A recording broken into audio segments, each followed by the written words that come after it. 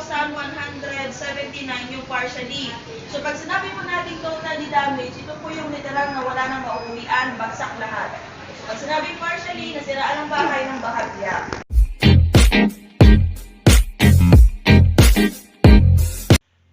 Andito ngayon kami sa munisipyo at yung mga nakikita nyo ay mga empleyado ng Lian Municipality at nagkakaroon ng orientation na magkakaroon ng validation para sa mga nasalanta ng Bagyong Christine para check yung mga partially at saka mga totally damaged houses.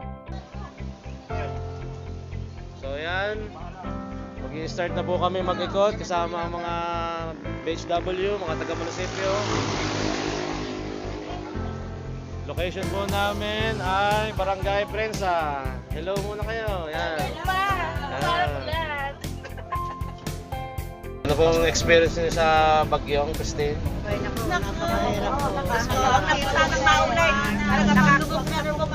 Himatayin po, baka ho hinimatayin. Dito po sa style na yan. Opo. Nakikita po niyo dyan. So sila po yung mga BHW. Ay, sa totoo po, pagka-survey ko po nung gabi, sinamang po talaga ako ng tasa. Yan.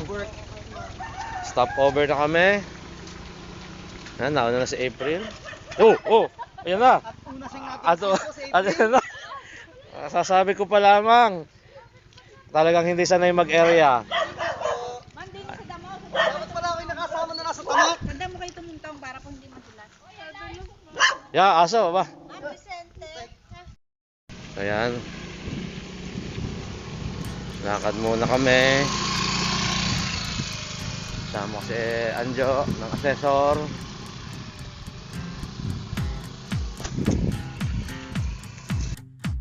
Ayan na. Ayan na. Naulan na. Tayo muna. Naulan.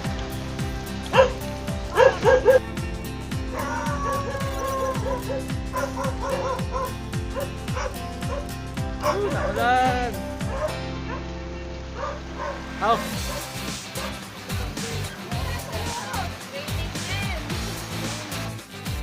DSWD, baka naman. Wala kaming kapote. Ay ate.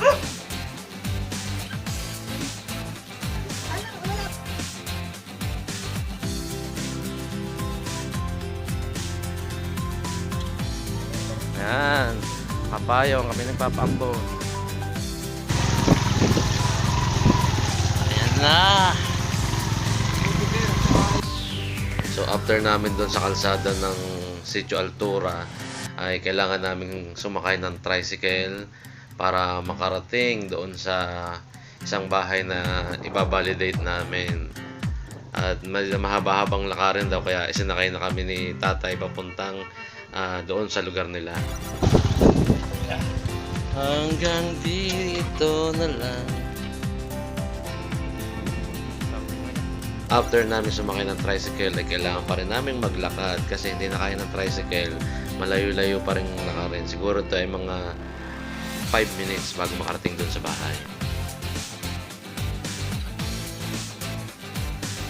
Pero yari na. At hinihintay naman namin sila yung aming mga kasamahan, si Venus at saka si MJ. At ano masasabi mo? Ano nangyari sa kanila lahat? MJ! Ano masasabi mo, MJ? Tumuntong sa batang akala'y ba itong solid, nakalutang pala. Lubog ako. Lang ka pala ng bato. At start na uli kami ng lakaran at kung makikita nyo, dumadaan kami sa mga putikan, sa mga gilid-gilid ng bahay, pero dito kami nagulat sa aming sunod na daraanan.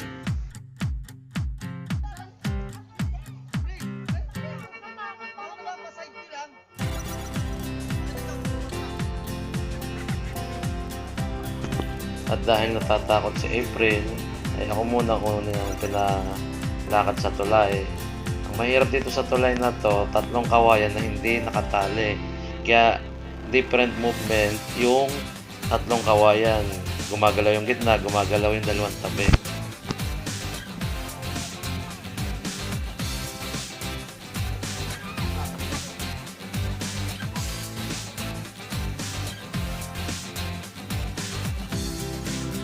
Natakaw, siya mo na maglakay ha. Tanda. Eh, wag.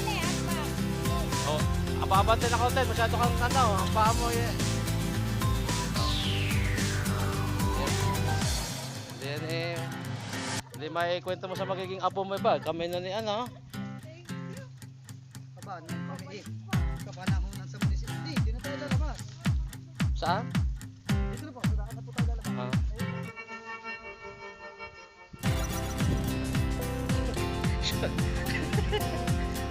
Shortcut lang po talaga ito. Eh, pala sinasabi ah. Yeah, inaangkas ka na eh. Ayaw mo pa eh.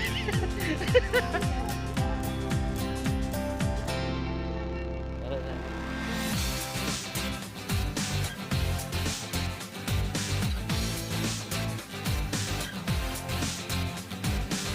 Kapsaldi, baka naman.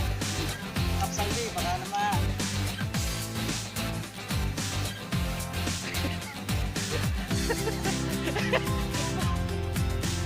Yeah. May ay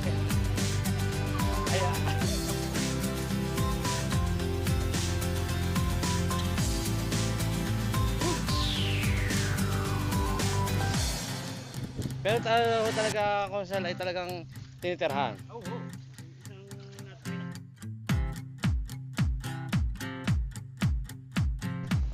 So itong bahay na ito ay totally damaged at talagang bumagsak na siya dahil sa lakas ng bagyong Christine. So makikita niyo yan, talagang hindi na matitirahan, kaya yan yung tinatawag na totally damaged.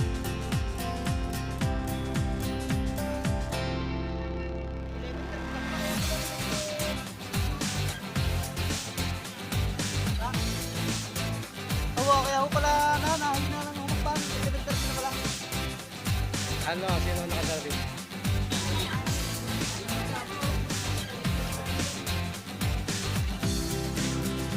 Hindi kayo magala eh. Naka-VIP yan muna. Huling-huli ang ano. Ito po ulam ba? Ito po ulam. At pagkatapos kumain, ay di yan, sabak uli sa paglalakad. At dahil nga hindi nakatsinelas, ay di iwas muna sa baha at sayang daw ang sapatos.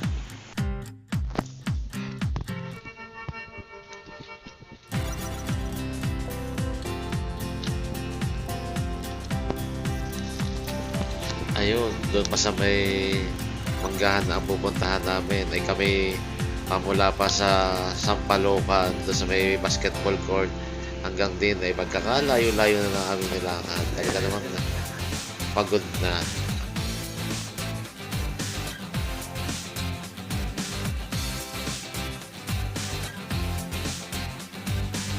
So ano pa yung isang bahay na talagang totally damaged o bagsak na. Akala ko kay kulungan lang ng ano, kayo pala eh nilagyan na lamang ng mga wire. Ano kanyang lutuan din eh. At yun, makikita nyo din yan. Pasabi ko pa nga dyan ay nasa sa mga CR. Ay pinakita naman sa akin. Apa? Eh talaga, umikot nga tayo. Ano ho?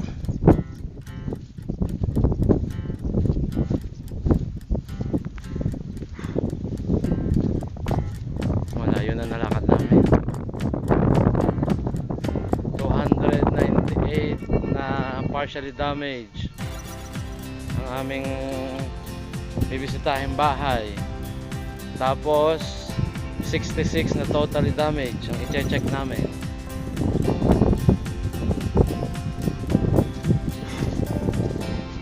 Call of Duty. So, andito na kami ngayon sa Parang, sa rice field o sa palayan. Sa haba na ng nilakad namin, ayun, doon pa kami pupunta doon sa madaming mga punong yun at meron daw mga bumagsak na puno na bagsakan yung bahay. Kaya siguro nasa sa may 15 minutes o 20 minutes na kami naglalakad pa mula sa Sampalocan.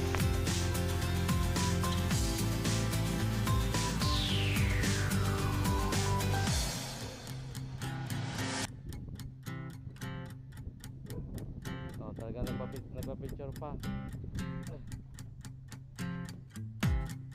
Goodbye, cruel world.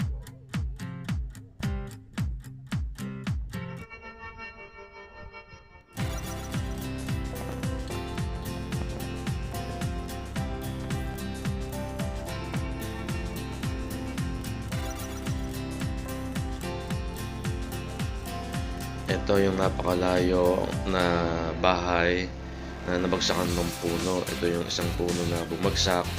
Tapos sa may bahay nila ay nabagsakan pa rin. Ay ang nakatira lang ay dalawang senior. Kaya kitang-kita niyo naman kung gaano kalaking puno ito.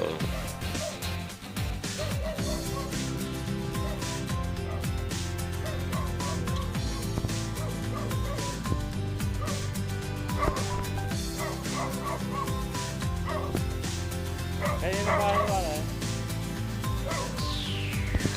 Kinikwento ni tatay kung paano nangyari na silang palang mag-asawa ay natutulog na sa kasagsagan ng ulan ay biglang bumagsak yung puno na yan. Hindi pa nga din nila masyadong maputol.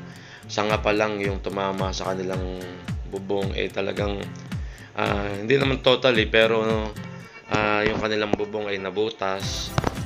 So dito makikita nyo kung paano yung fieldwork na ginagawa lagi ng MSWD sa Pantawid.